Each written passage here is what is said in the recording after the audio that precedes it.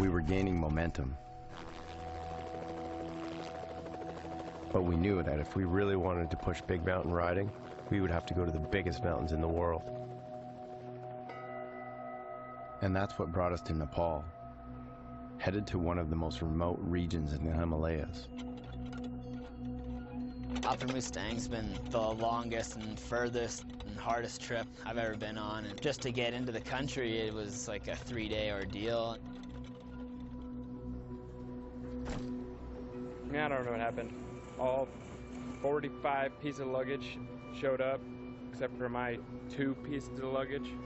As soon as we get to Kathmandu, I know that we're supposed to charter a plane and get out of there and then start our trek for 3 days, so it just doesn't seem realistic for me that my bike's gonna end up catching up to me. So for this point, I'm really bummed out. I came all this way and I don't have a bike or clothes or anything. No purpose. This will probably be the sketchiest flight of our life. Pretty much. In a situation like this, you just have to keep your mind occupied, because coming all the way to Kathmandu and then knowing that we have another 3 or 4 day trek ahead of us to get to a zone that we might not even be able to ride, and if we could, it might suck. So it's a leap of faith, but you know, you got to take gambles every now and then.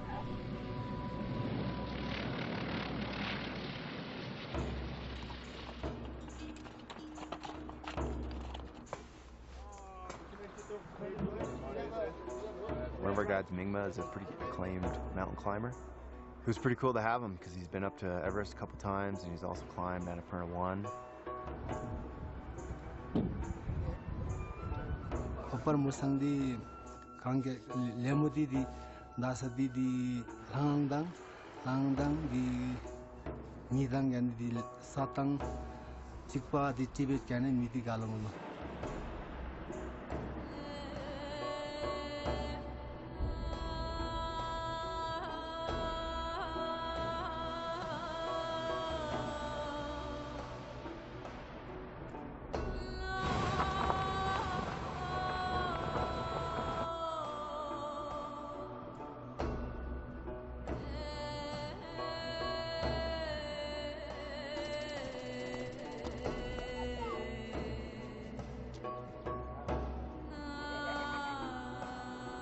So what we're doing here in Kagbeni is we're going to enter Upper Mustang, which has been just opened up to the public in '92. Before that, no foreigners were allowed in. The reason that this area has been restricted to foreigners is because if you keep going that way up the valley, it ends up landing in Tibet. And from what we've been told, there's still a large military presence up this valley. This is where the road ends and the hiking begins. From Kagbeni, we went to Sile, starting to put the work boots on, hiking in my skate shoes because I don't have my bag, and feet are starting to get sore, and I'm wearing chino pants. Just trying to stay positive.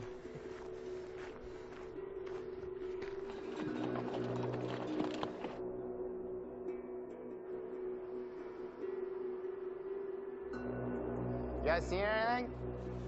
Gained some elevation and ended up here at this small little remote town.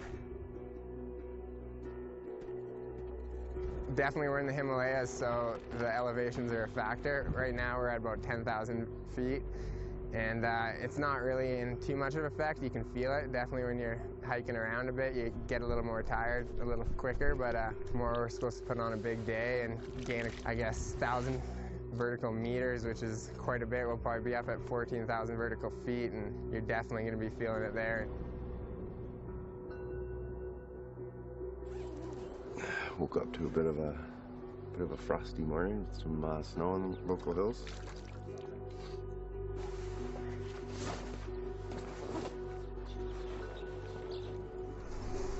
I'm not looking down. They're building a road down this valley that will connect Tibet to Nepal, but it's not done yet.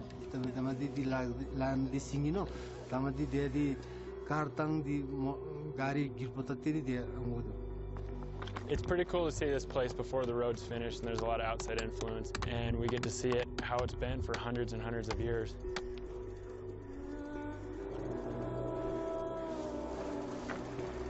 The trails are gnarly for us, but that's the only way the locals have to get around, and it's the only way to get out here, so it's what we signed up for. A couple of us got a little bit altitude sickness just because we climbed so high so fast.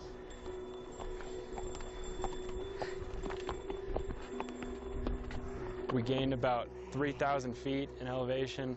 I wish I had a granny. Still hiking in skate shoes, up and down. And I'm beat, blistered feet. That's definitely one of the hardest days I've ever had walking. Rolling into this little town, and like I'm super fired up. The riding actually looks amazing.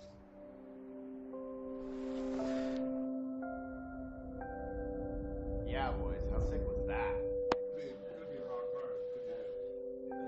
Still claiming longest day of my life, I think.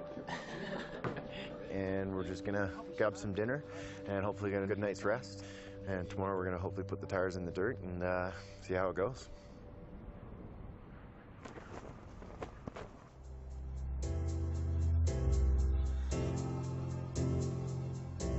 Nepalese Santa brought me a nice gift for the morning. I got my bag of clothes.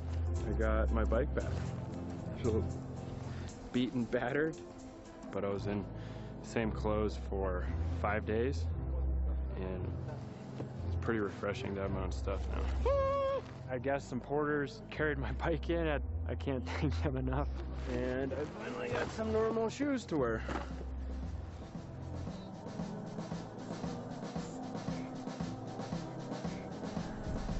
Most people are like, oh yeah, you ride stuff like this all the time, but we haven't.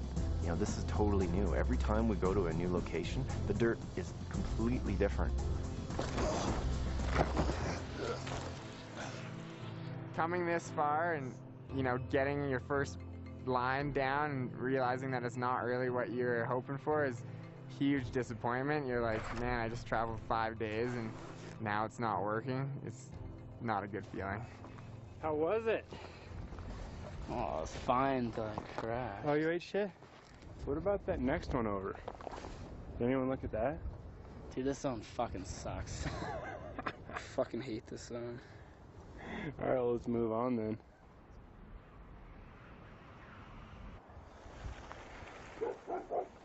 Hey! Woo!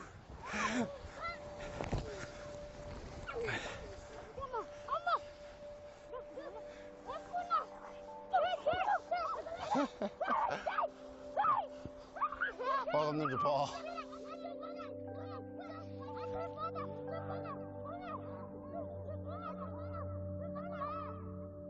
Just seeing the people and the culture in Nepal, it was still worth the trip. But it was hard to believe we'd come this far and found nothing worthy of riding.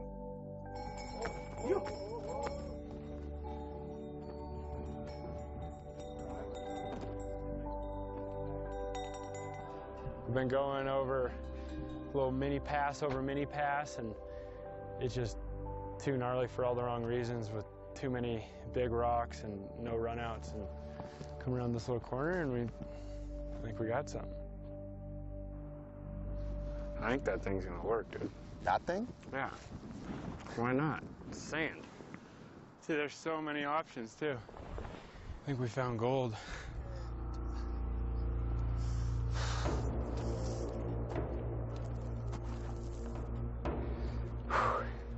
Hiking at this elevation feels like gravity's turned up to double its normal strength. The harder you work, the more memorable the line. So it's a lot of work, but it's always worth it. Yeah, buddy. Makes it that much more glorious when you get it done. Going.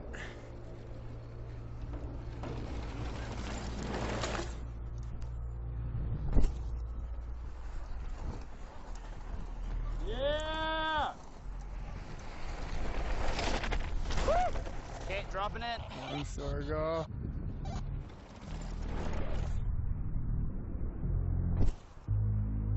Oh!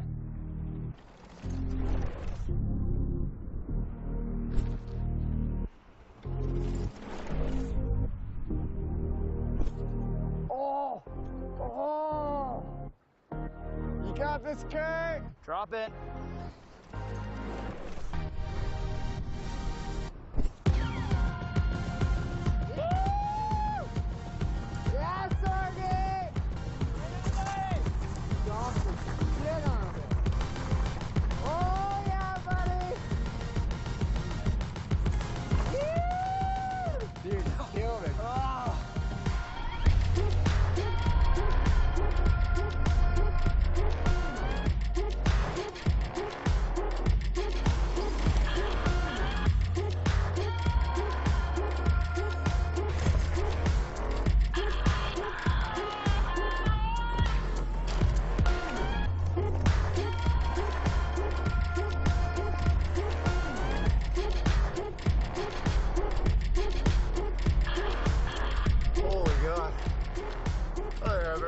fast I'm shooting for.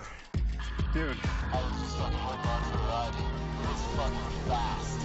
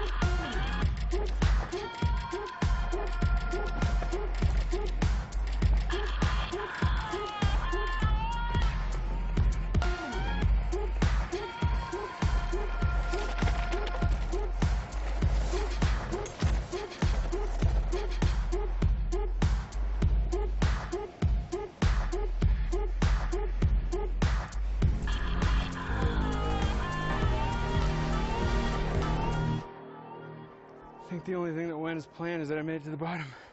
Oh, yeah.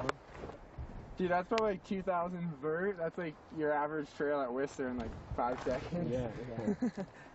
Yeah, the riding has been probably some of the gnarliest riding I've ever done in the upper Mustang. It's just trumped pretty much everything else I've ridden. Stay. We keep searching all over the globe for this unique riding terrain. It's crazy because, you know, we just seem to scratch the surface wherever we go. We just, you know, we got 2 weeks here and it just seems that we need a couple months, you know? Just being in these zones and seeing how vast, you know, the world is. It just makes you realize that there's a lot more out there and there's a lot to be had, and the search goes on.